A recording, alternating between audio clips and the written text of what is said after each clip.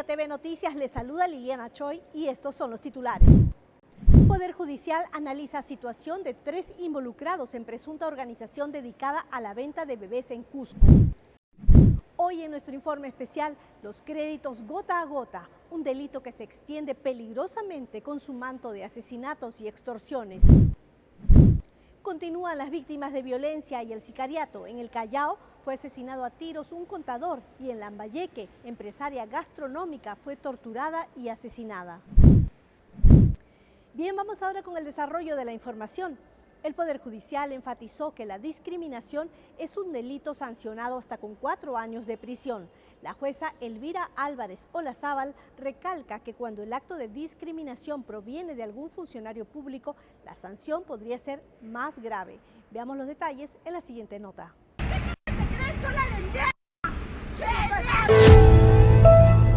Términos como indio, negro, cholo o serrano son comunes para ofender, insultar o estereotipar a otra persona.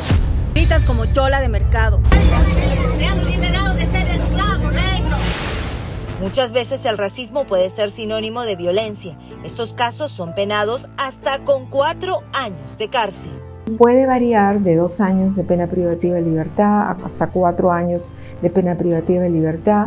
También está la prestación de servicios y también la inhabilitación para el ejercicio de la función pública. La magistrada de la Corte de Lima nos explica también que cuando la discriminación viene de un funcionario público, la sanción será más grave, en concordancia con el nivel de la autoridad.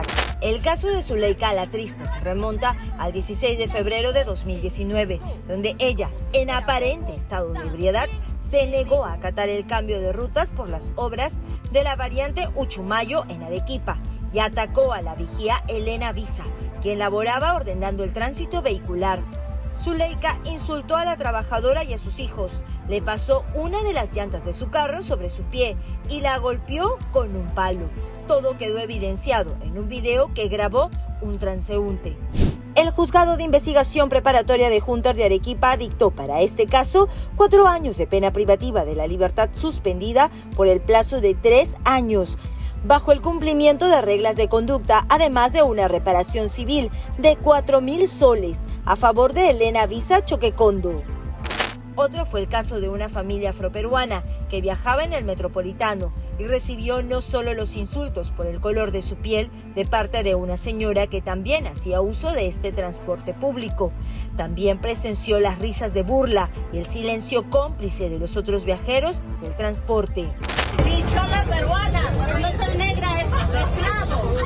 Esta familia, quienes viajaban con su menor hija, estaba haciendo la cola preferencial para subir al bus, pero la señora no respetó el orden y atropellando a la familia se metió en el lugar que no le correspondía. Al ver esto, el padre de familia le dice que por favor respete la cola y es cuando la señora comienza con los insultos. En Perú hay más de 50 pueblos indígenas en el país y más de la mitad de su población está constituida por mujeres, adolescentes y niñas que sufren sobre todo el drama de la discriminación por las instituciones y de sus conciudadanos. Ante esto, la magistrada habló sobre la necesidad de un cambio cultural. Que tenemos necesidad de una transformación cultural, de abrir el espectro. ¿Abrirlo para qué? Para aceptar que esto que es un principio fundacional de derechos humanos, igualdad y no discriminación, que está transversal en todas las convenciones y en todo nuestro sistema legislativo, tenemos que nosotros procurar efectivamente cada día contribuir a erradicar esta discriminación. La persona que realiza actos de discriminación basados en motivos raciales, religiosos, nacionalidad, edad, sexo, orientación sexual, identidad de género, idioma, identidad étnica o cultural, opinión, nivel socioeconómico, condición migratoria, podría recibir una sentencia de hasta 4 años de pena privativa de libertad. Efectivamente, tenemos en el 323 del Código Penal una sanción específica para los tipos de discriminación que por cualquier razón padezca una persona. La Constitución, la ley y los convenios internacionales se afianzan en la igualdad. Esa igualdad que debe hacerse material cuando todos podamos ejercer en plena igualdad nuestros derechos sin importar el sexo, color de piel, religión o procedencia étnica.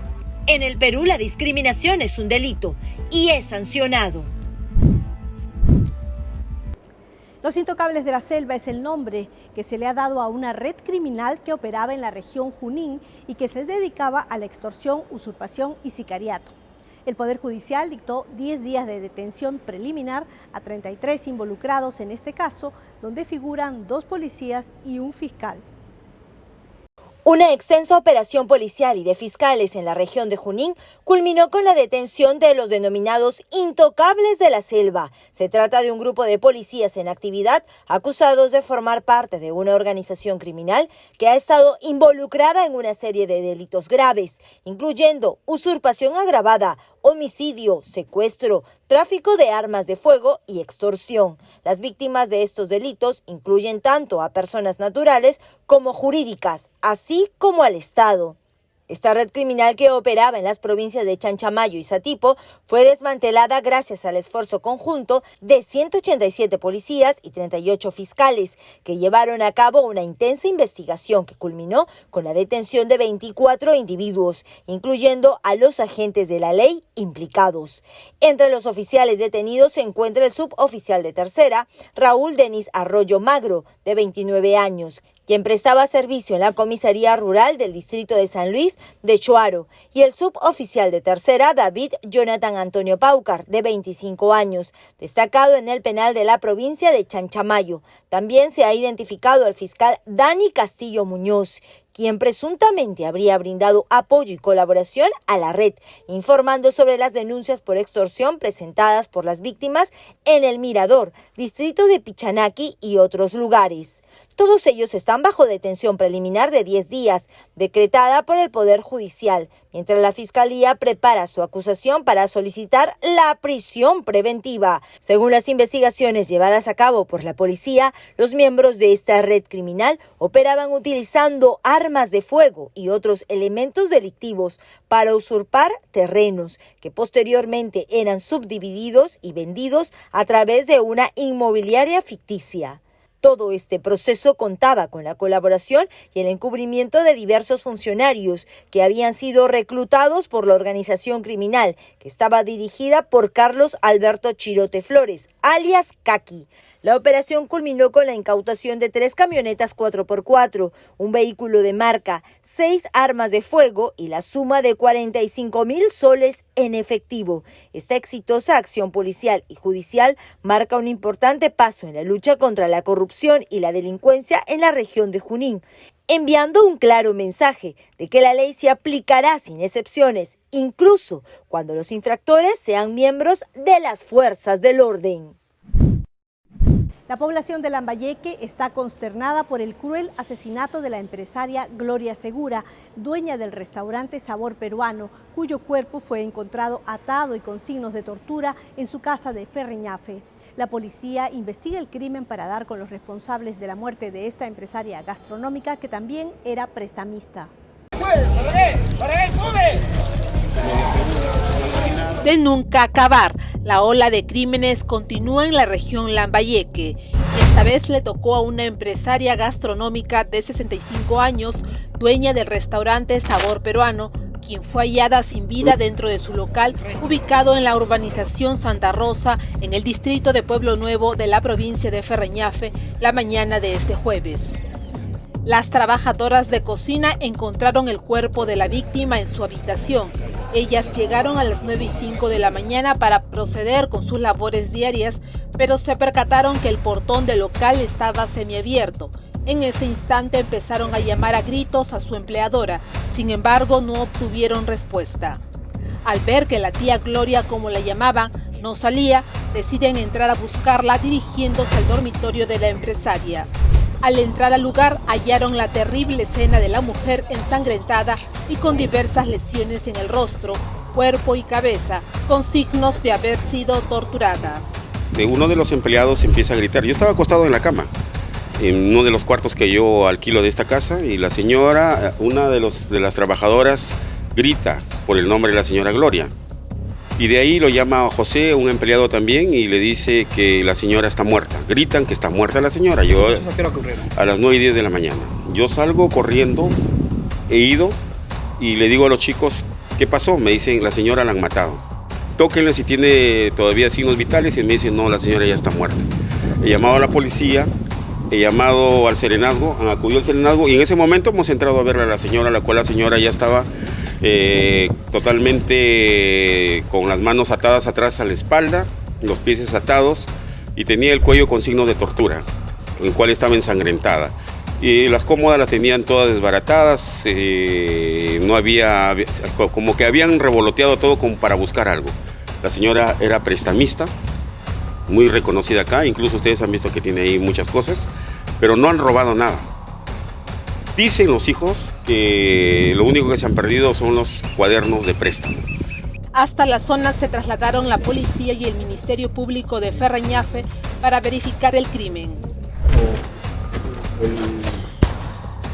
Se lo están llevando a la morgue de Chiclayo, ¿ya? Entonces ahí tiene que estar plenamente identificada, a efectos de que después de llevar a cabo la necropsia se la entrega a su hijo directo, familiar directo, ¿ya?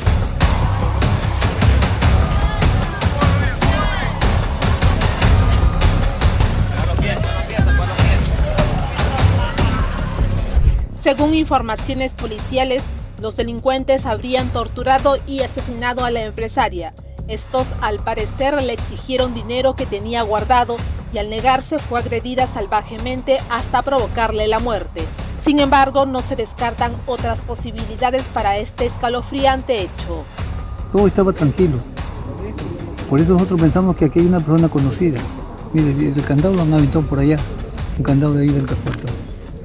Entonces pensamos que es una persona conocida y que verdaderamente quisiera que hagan una investigación profunda para ver quién es el responsable de ella, porque esto no debe quedarse impune. Hasta el cierre de esta nota, el Ministerio Público y la Policía Nacional del Perú trabajan con las investigaciones para encontrar a los responsables y estos sean puestos tras las rejas. El sexto juzgado de investigación preparatoria del Cusco analizó en audiencia pública la prisión preventiva para 3 involucrados en el intento de vender un bebé de solo días de nacido. Todos los detalles en el siguiente informe. El Poder Judicial evaluó audiencia de prisión preventiva contra Fanny Hurtado Altamirano y otros 2 investigados implicados en la venta de un bebé de 14 días de nacido. Este hecho, que ha causado indignación en la capital del Imperio Inca, fue descubierto por una enfermera del Centro de Salud Manco Cápac en el distrito cusqueño de Santiago el último lunes. Hurtado Altamirano acudió al centro de salud para aplicarle la vacuna al recién nacido.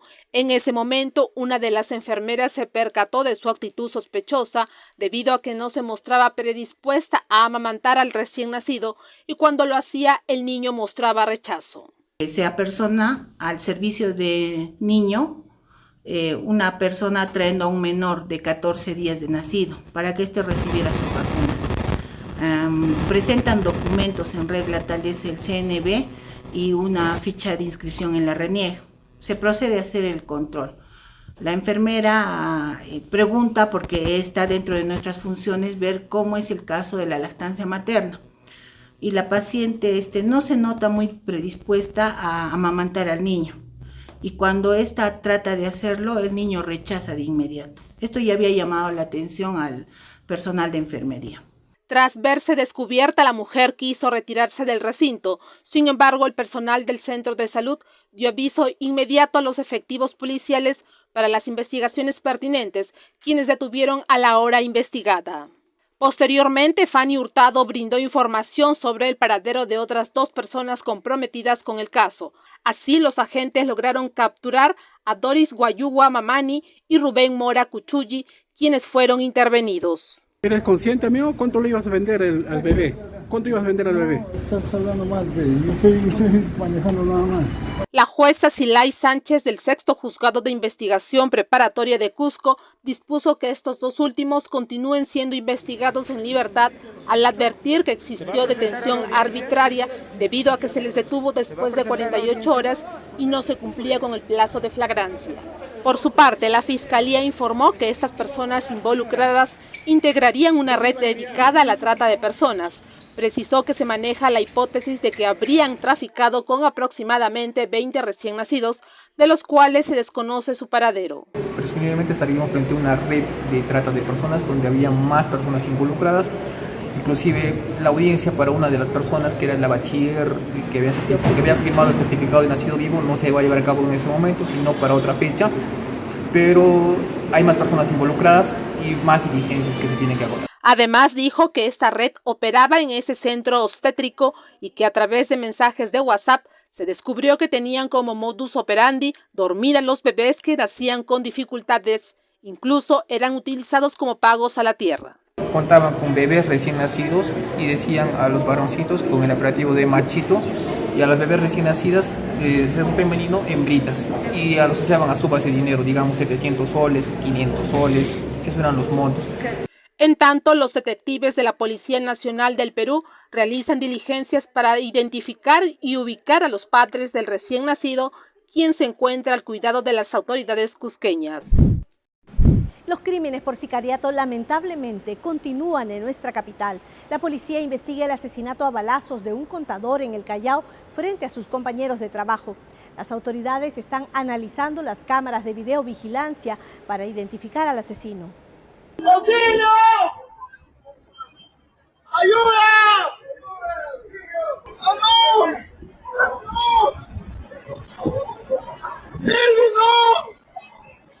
Son los gritos de auxilio y desesperación del colega de Julio Elvis Tupia Rúa, contador y abogado, quien fue asesinado de varios disparos en la cabeza y el pecho a manos de un presunto sicario.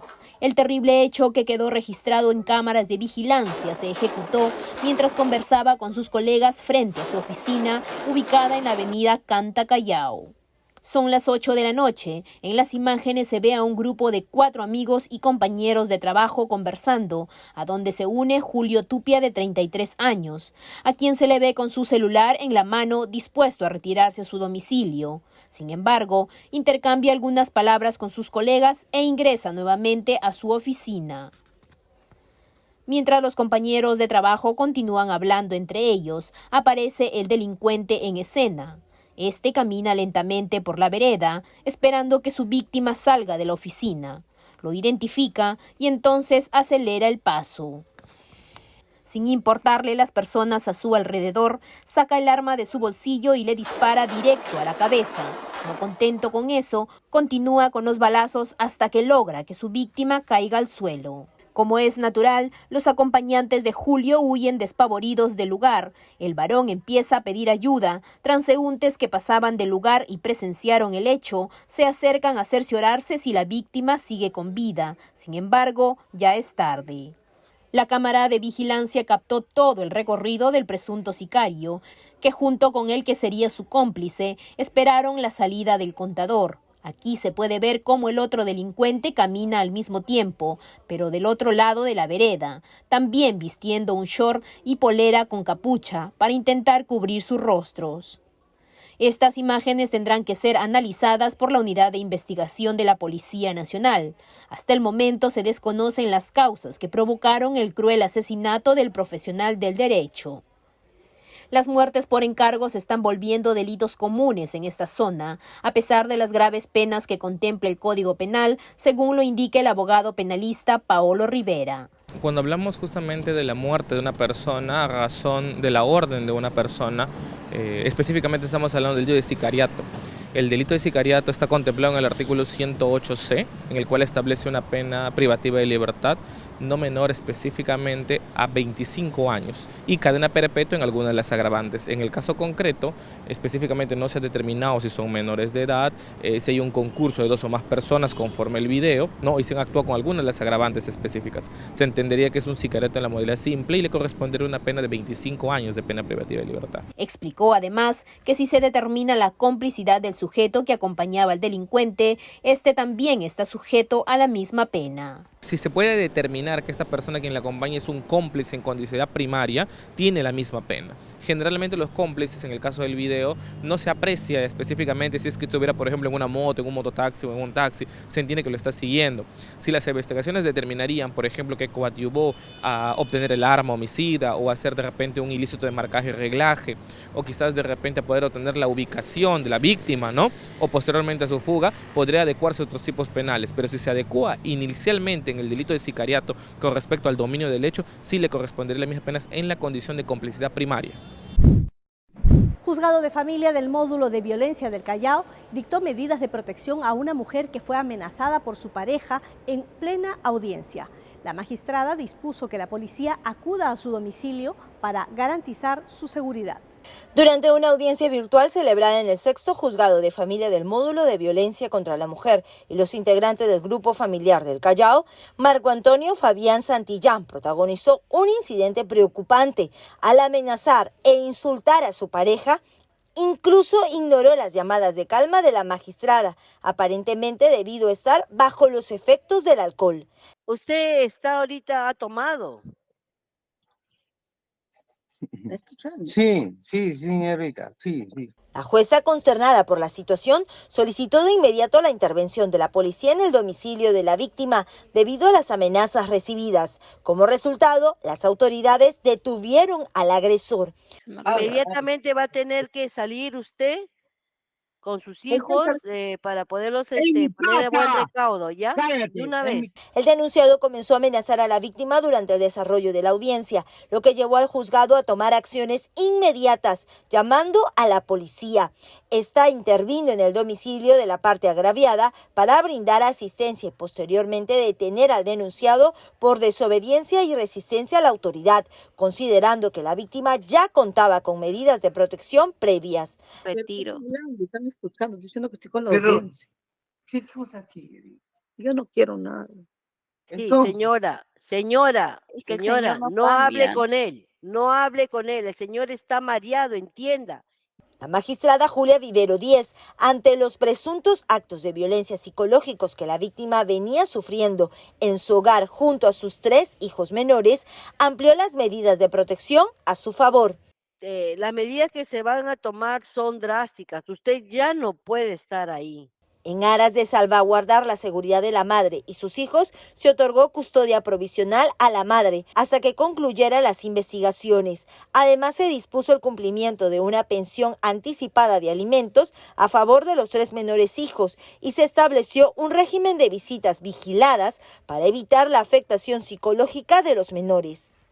Sin embargo, esta no era la primera vez que la víctima denunciara a Marco Antonio Fabián Santillán por los constantes maltratos psicológicos que sufría en presencia de sus hijos de 9, 11 y 13 años, especialmente cuando él llegaba en estado de ebriedad. Tenemos una información de último minuto. Alejandro Sánchez Sánchez, dueño de la Casa de Zarratea y amigo del expresidente Pedro Castillo, fue ubicado en la frontera de México y Estados Unidos.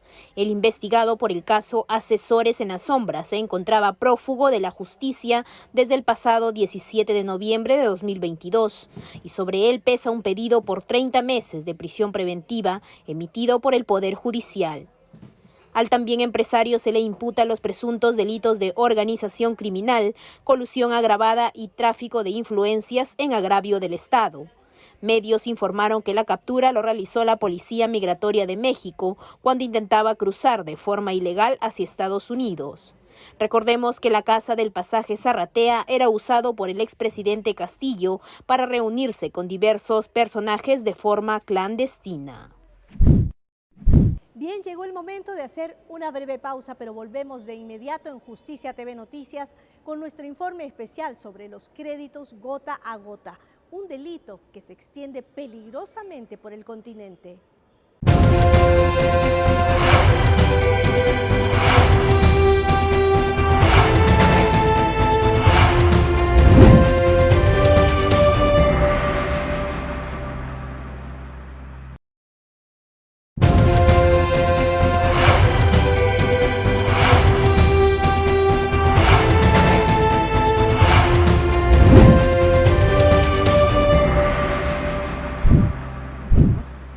Gracias por continuar en Justicia TV. Ahora llegó el momento de nuestro informe especial.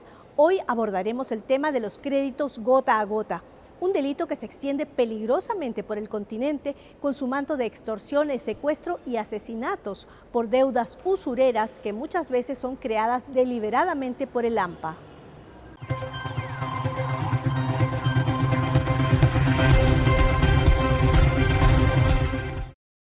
Mamá, por favor, pague, mamá.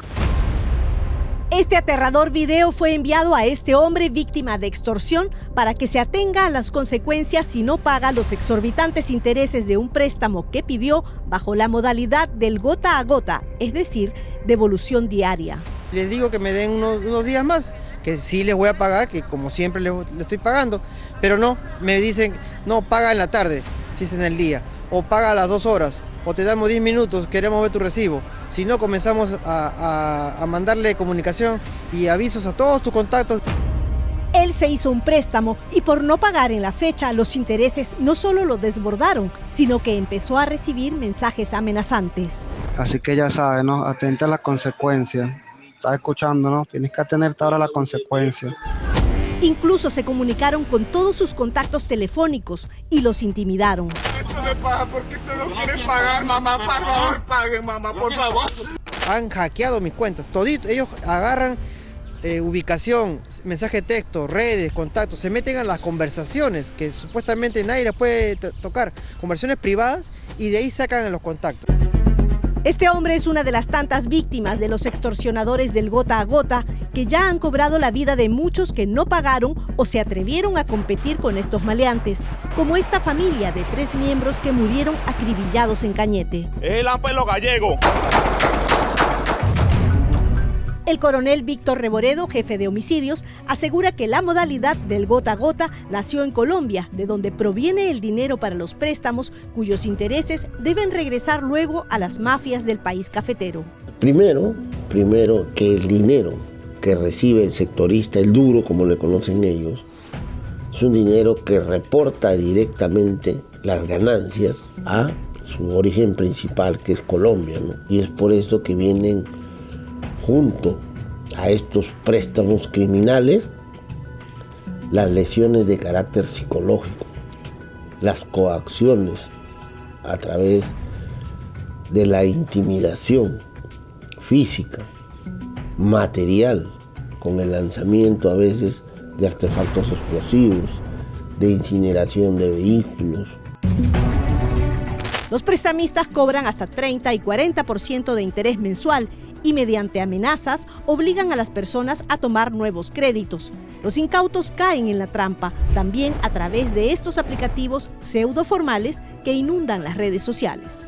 Porque a través de esos dispositivos, estas mentes criminales irrecuperables obtienen una serie de datos y hacen una metástasis criminal a los contactos que tiene la familia.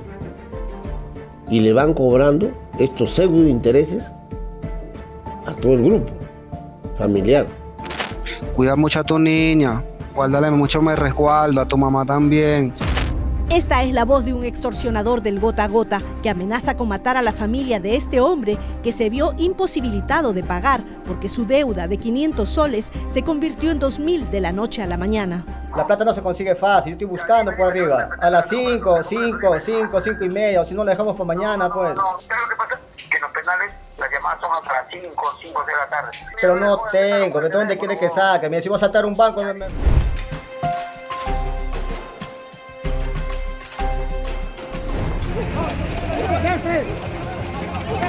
El jefe de homicidios dice que al momento se han capturado 17 bandas criminales dedicadas al préstamo gota a gota a nivel nacional. Nombre y apellido completo. Alfredo. ¿Qué más? Espinosa, Carlos Pulca. Giancarlo Sánchez Menacho. Sánchez Menacho. Evangelista Bazán. Un rentable negocio ilícito que ha provocado que se desate una guerra entre extranjeros por el control territorial de sus agobiados clientes. Los asesinan y lo graban y posteriormente lo difunden, inclusive arengando su línea diciendo se salió de la línea, no cumplió.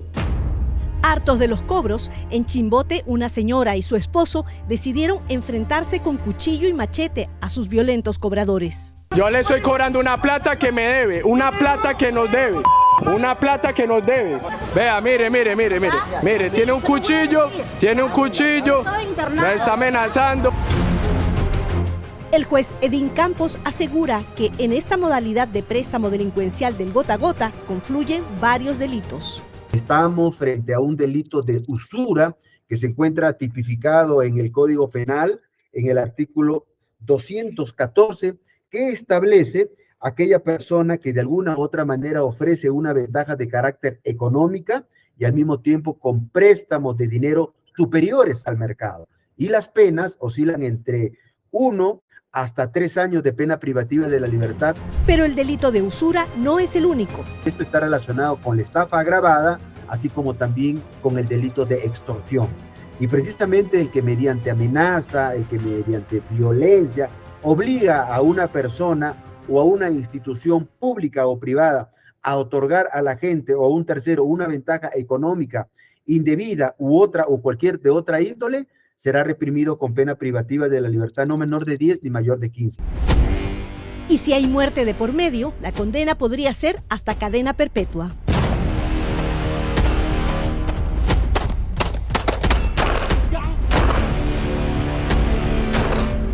La nefasta práctica del gota a gota se ha extendido por todo el continente, desde Colombia hacia Ecuador, Perú, Chile, Bolivia, Argentina y Brasil.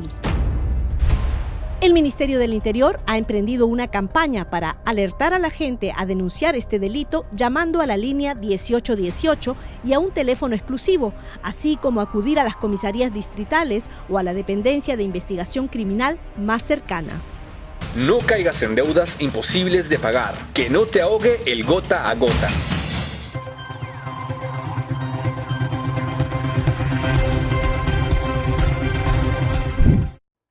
Ahora tenemos un reporte de nuestro colega Hernán Gallardo desde la Corte de Lima Este sobre una importante campaña educativa para orientar a los escolares sobre sus derechos y deberes. Adelante, Hernán. ¿Cómo están, compañeros de Justicia TV? Desde la Corte Superior de Justicia de Lima Este nos encontramos en el Colegio Leoncio Prado, en Ate, donde la Comisión Distrital de Acceso a la Justicia de nuestra Corte está realizando la campaña promoviendo una cultura jurídica en las instituciones educativas de nuestra jurisdicción, y es precisamente que en esta ocasión nos hemos constituido hasta este colegio para que la Comisión de Acceso, a través de sus integrantes y de los magistrados de nuestra Corte, realicen charlas tanto a los padres de familia de esta institución en diferentes temas que tienen que ver con la competencia del Poder Judicial, acercando de alguna manera a la justicia y estén informados de estos temas, en temas de familia, de violencia sobre todo, y bullying en las instituciones educativas, cómo actuar y cómo interponer alguna denuncia en estos casos. Y también las magistradas y magistrados, integrantes de la comisión y de nuestra Corte, que han venido a sumarse a esta campaña, están visitando aula por aula para que puedan también informar a los alumnos respecto a los temas que ellos requieren, sobre todo el tema del bullying o algún tipo de tema relacionado a la violencia en las instituciones educativas de nuestra jurisdicción. Esta es la información que tenemos desde la Corte Superior de Justicia de Lima Este. Informó para ustedes Hernán Gallardo. Adelante con ustedes. Comenzamos ahora nuestra ronda informativa con nuestras cortes superiores de todo el país.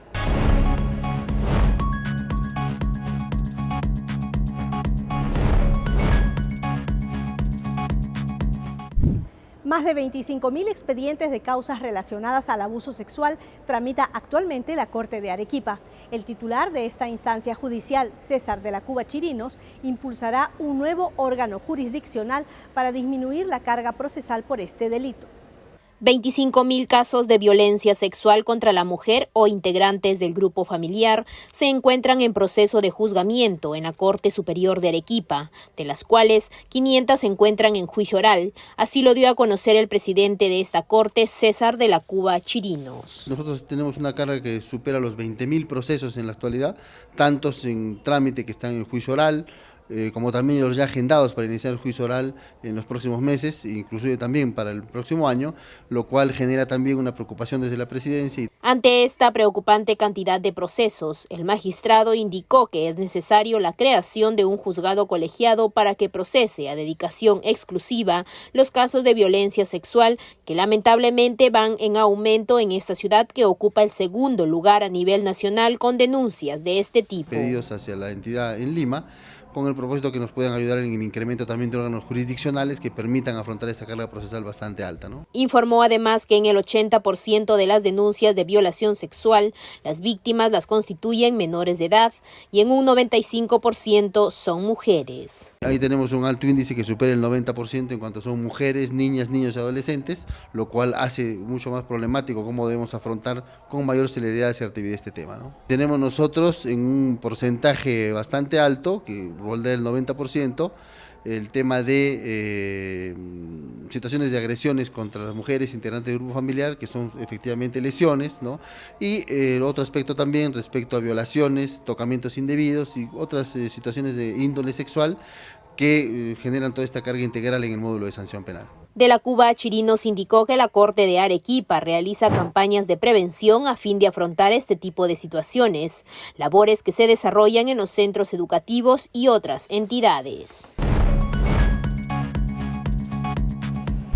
Nos vamos a Sullana, donde la Corte Superior de esta jurisdicción realizó una jornada de justicia itinerante, donde atendió 19 demandas de alimentos en el distrito de Ignacio Escudero. Cientos de pobladores se beneficiaron con la instalación del juzgado itinerante que recibió 19 demandas de alimentos, las mismas que fueron atendidas en el camión itinerante que se instaló en la plaza principal de Ignacio Escudero. La actividad fue inaugurada por el presidente de la Corte de Sullana, Pedro Elizana Bobadilla, quien resaltó que además de la atención judicial, los pobladores recibieron atención médica, legal, psicológica y vocacional. Estamos acercando los servicios de justicia hacia la comunidad porque también consideramos que de esa manera se está cumpliendo con uno de los objetivos de la Administración de Justicia, que es atender a las necesidades básicas de los pobladores. Por su parte, el alcalde de Ignacio Escudero, Manuel Chorros Alburqueque, agradeció el apoyo del Poder Judicial para acercar el servicio de justicia a sus pobladores. Durante la jornada de proyección social, las diferentes instituciones públicas y privadas orientaron a los pobladores sobre los servicios que brinda el Estado en beneficio de las poblaciones vulnerables. La actividad fue organizada por la Comisión de Acceso a la Justicia de Poblaciones Vulnerables en coordinación con la DEMUNA de la Municipalidad Distrital de Ignacio Escudero. Continuamos con Sullana. El presidente de esa corte clausuró el curso taller de orientadoras judiciales con el tema Enfrentar Problemas Plus versión grupal. A continuación, los detalles. 12 orientadoras judiciales culminaron con éxito el curso denominado Enfrentar Problemas Plus versión grupal, que se realizó en 5 sesiones y cuya finalidad fue fortalecer sus conocimientos en cuanto al abordaje de los casos de violencia. Durante la entrega de la certificación, el titular de la Corte de Sullana, Pedro Elizana Bobadilla, felicitó a las orientadoras judiciales por seguir siendo el nexo entre la comunidad y los operadores de justicia. Por su parte, el coordinador de la Estrategia de Salud Mental, Germán Silupulau, indicó que se realizará un monitoreo que estará a cargo de la psicóloga Kimberly Olivos Chávez. La actividad fue organizada por la Comisión de Acceso a la Justicia en coordinación con la Subregión de Salud de Sullana a través del Centro de Salud Mental San Gerardo. Jaime Barreto de la Corte de Loreto nos informa sobre una charla dirigida a escolares que brindó esta instancia judicial para la prevención contra las drogas. Adelante, Jaime.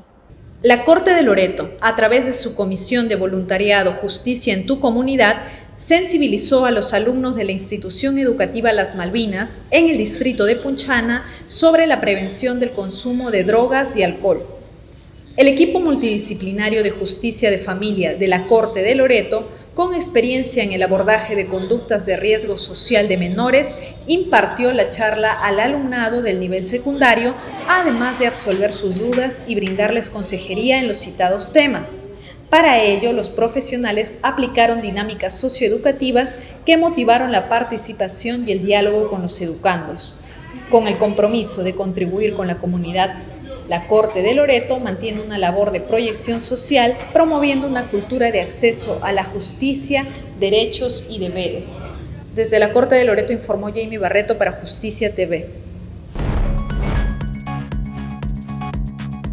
Cintia Salirrosas de la Corte de la Libertad nos informa sobre la firma de un acta de compromiso entre las autoridades para combatir los índices de violencia contra la mujer en esa región.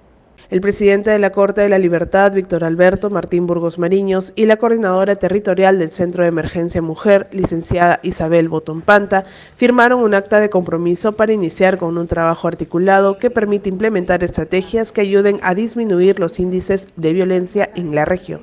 Durante la reunión previa a la firma, el titular del Distrito Judicial indicó que trabajarán en este y otros temas para ofrecer a la población un sistema de justicia más óptimo. Además, comentó que se están realizando diferentes reuniones con los alcaldes provinciales y distritales para completar la implementación del botón de pánico y así auxiliar a las víctimas de violencia y salvaguardar su integridad. Por su parte, la coordinadora territorial del programa Aurora en la Libertad, Isabel Botón Panta, mencionó que en este documento se plasmaron todas las acciones que se tienen previstas realizar para implementar la Ley 3036-4 y disminuir los índices de violencia contra la mujer e integrantes del grupo familiar. Estamos plasmando en esta acta los compromisos como para ir trabajando de manera articulada los nudos críticos que podamos encontrar en esa articulación conjunta que tenemos Centros de Emergencia Mujer y Poder Judicial. Algunas campañas de prevención, ¿no?, dirigidas a la población, capacitaciones también de parte del Poder Judicial hacia nuestros profesionales para que ellos puedan en sus informes, en sus demandas. Finalmente se acordó que continuarán trabajando para generar mayor conciencia en la población, ya que como autoridades pertenecientes al sistema de administración de justicia existe una responsabilidad para que desde sus posiciones se pueda lograr un avance significativo en la lucha frontal contra la violencia. Desde la Corte Superior de Justicia de la Libertad informó Cintia Salirrosas para Justicia TV. Ahora es el turno de Ketty Montaldo, de la Corte Superior de Justicia de Huánuco, quien nos reporta sobre los 9 meses de prisión preventiva que dictaron contra un feminicida, un hombre de 24 años acusado de asesinar a su pareja, una joven enfermera, en un arranque de celos. En audiencia virtual, el juez del Juzgado de Investigación Preparatoria del Distrito de Aucayacu de la Corte Superior de Justicia de Huánuco, Roberto Ledesma Rodríguez, declaró fundado el pedido de prisión preventiva por 9 meses para Kenji Caicho Mesa, de 24 años de edad, quien es investigado por la presunta comisión del delito contra la vida, el cuerpo y la salud en la modalidad de feminicidio.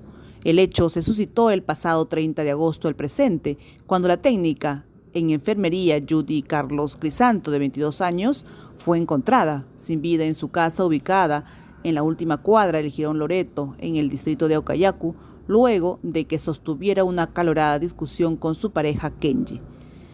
Kenji fue detenido en el centro de salud de Aucayacu, luego que junto a unos vecinos llevara a la víctima para auxiliarla, pero los médicos solo certificaron su muerte. Durante las investigaciones, las autoridades recogieron distintas declaraciones, entre ellos de una vecina, quien ayudó a trasladar a la víctima e incluso prestó su trimóvil, quien indicó que a la hora que sacaron a la víctima de su casa no había una soguilla en el marco de la puerta, sino que estaba en el piso, pero cuando volvieron con las autoridades había una soguilla en dicho marco.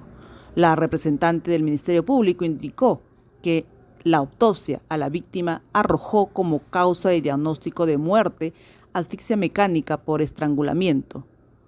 Ketty Montaldo Ceballos, desde la Corte Superior de Justicia de Huánuco para Justicia TV. Continuamos con más noticias judiciales. Ahora Lenny Fernández, desde la Corte de Arequipa, nos cuenta sobre la sentencia a 27 años de cárcel que se le impuso a un sujeto que robó y ultrajó a una joven que caminaba en una zona agrícola. El Juzgado Colegiado Penal de Cerro Colorado, Camaná, subespecializado en delitos asociados a la violencia contra las mujeres e integrantes del grupo familiar de la Corte de Arequipa, sentenció a 27 años de cárcel a Jesús Álvarez Chayane por la comisión del delito de violación sexual y robo agravado cometido contra una joven, decisión judicial que quedó consentida al no haber sido apelada. La pena que fue impuesta por unanimidad por las juezas Patricia Posadas Larico y Ana Flores Gutiérrez y el juez Marcio Arteaga Espinosa contempla que el imputado pague una reparación civil de 22,000 soles en favor de la parte agraviada y al cumplimiento del tratamiento terapéutico psicológico. De acuerdo a las investigaciones del Ministerio Público, en septiembre del año 2022, el imputado junto a otro varón identificado como Edgar Pariludeña interceptaron a la víctima, quien se encontraba caminando por una zona agrícola en el distrito de Caima. La amenazaron con armas punzocortantes, la maniataron, golpearon y sometieron sexualmente a la joven para luego huir con sus pertenencias, según la propia confesión del agresor. La policía logró la captura de Jesús Álvarez Chayane al día siguiente de los hechos en su vivienda ubicada en el distrito de Cerro Colorado, gracias al celular de la agraviada que tenía activado el GPS. Segundo, declaramos a Jesús Álvarez Chayane, cuyas calidades personales aparecen en la parte expositiva de la presente sentencia, autor del delito contra el patrimonio en la modalidad de robo agravado, ilícito previsto y sancionado en el primer párrafo, incisos 2, 3 y 4 del artículo 189 del Código Penal, concordado con el artículo 188 del mismo cuerpo normativo, en agravio de Renzo Julián Cabrera Delgado y la persona de iniciales MFCR. Desde Arequipa para Justicia TV, Leni Fernández. Y Omar Alejo, de la Corte Superior de Puno, nos informa sobre una importante reunión sostenida entre el titular de esta instancia judicial y los representantes de la Procuraduría Pública, esto para dar mayor celeridad a los juicios. Esa carga tenemos que desembalsarla, pero necesitamos crear más órganos jurisdiccionales. Estamos trabajando en eso. El presidente de la Corte Superior de Justicia de Puno, Juan Francisco Ticón Aura, sostuvo una reunión de trabajo con el abogado de la Procuraduría Pública del Ministerio de Justicia y Derechos Humanos, Amalfi Maurice Changra, a fin de realizar coordinaciones acerca de la celeridad en los procesos judiciales y la carga procesal. La visita de Maurice Changra se dio con el fin de obtener información sobre el estado de los procesos en los que es parte este ministerio, para lo cual se tuvo la participación de los administradores del módulo penal, módulo civil y módulo laboral de esta Corte Superior. En la reunión, Ticón Aura señaló que el Distrito Judicial de Puno solo cuenta con 6 órganos jurisdiccionales por cada 100.000 habitantes, a diferencia de otras cortes que poseen 10 instancias por la misma cantidad de población. Pese a ello, los servidores redoblan esfuerzos para brindar un servicio de justicia célere. Además, el magistrado sostuvo que desde la Corte de Puno solicitaron ante la Presidencia del Poder Judicial la creación de 11 juzgados de investigación preparatoria y 11 juzgados penales unipersonales, los cuales permitirán reducir la carga procesal en este distrito judicial. Desde la Corte Superior de Justicia de Puno, Omar Alejo Flores para Justicia TV. Volvemos a La Libertad, donde Cintia Sali Rosas nos informa ahora sobre una condena dictada por el juez Juan Loarte, que impuso más de 7 años de prisión efectiva a un sujeto que cometió robo agravado en Trujillo. Gracias, compañeros de Justicia TV. El magistrado del segundo juzgado de investigación preparatoria del Porvenir condenó a 7 años y 6 meses de cárcel a Juan Loarte Coronel, luego de que el ahora sentenciado aceptara los cargos que se le imputaba por la comisión del delito de robo agravado. Durante la audiencia se dio a conocer que Loarte Coronel fue uno de los sujetos que interceptó a Dalila Guerra y tras inmovilizarla y amenazarla de muerte con un arma de fuego, le arrebató su celular para luego darse a la fuga por las inmediaciones de la avenida 12 de noviembre en el distrito de El Porvenir. Tras el asalto, la agraviada se acercó a los efectivos policiales que realizaban patrullaje por la zona e informó lo ocurrido, permitiendo que se inicie una búsqueda de los delincuentes que culminó con la aprehensión de los mismos en flagrancia, ya que aún tenían en su poder el celular robado. El juez de la Corte de la Libertad evaluó los 16 elementos de convicción y después de obtener la confesión de Juan Loarte, dispuso no solo la pena privativa de libertad, la cual finalizará en el 2031, sino también que el sentenciado cancele la suma de 400 soles por concepto de reparación civil a favor de la agraviada. Y por acuerdo de terminación anticipada, con acuerdo o asentimiento también de la agraviada, de la parte agraviada que se encuentra conectada, condeno a Juan Jonathan Loarte Coronel con documento de identidad 76, 75, 62, 47 y cuyas demás generales de ley obran en los actuados, a 7 años, 6 meses de pena privativa de libertad efectiva por el delito de robo agravado en agravio de Dalila Pamela Guerra Quiliche. Desde la Corte Superior de Justicia de la Libertad informó Cintia Celi Rosas para Justicia TV. Fue un gusto acompañarlos en esta edición de Justicia TV Noticias, siempre a las 9 de la noche en los canales 13.2 de Señal Abierta, 55 de Claro y 551 de Movistar TV. También por las redes del Poder Judicial y en simultáneo por la Agencia de Noticias Andina. Además por nuestros 8 canales regionales aliados. Los dejamos ahora con imágenes de nuestra hermosa marinera bailada por compatriotas en Nueva York. Disfrútenlo. Nos reencontramos el lunes.